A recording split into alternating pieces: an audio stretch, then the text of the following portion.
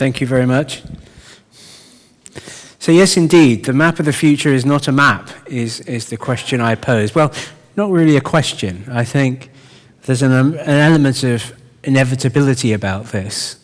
That's not to say that maps are going to completely disappear, but maps as we recognize them today will probably change, and the geospatial information that's currently presented on a map using cartography will be presented in different ways in other forms.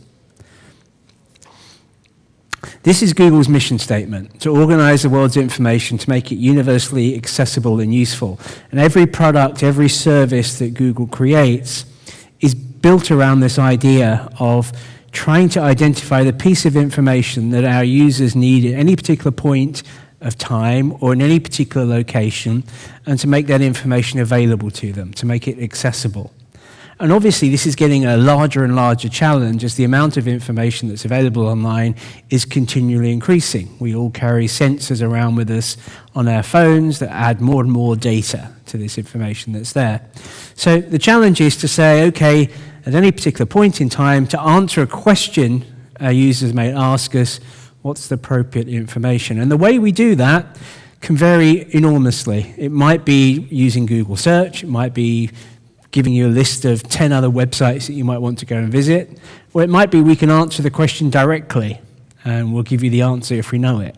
It's about finding that piece of information. Then when you take that mission statement and you look at where geography fits in, well, obviously much of the world's information is actually about places.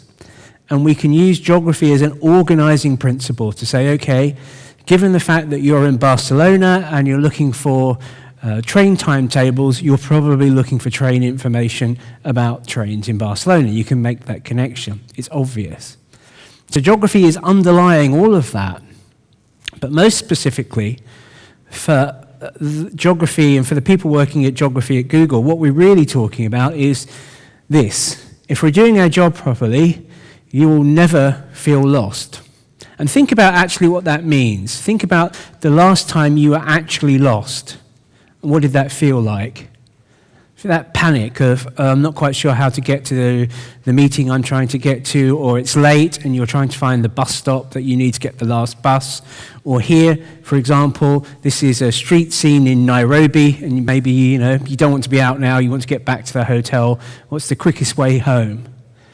Removing that feeling of being lost is very important.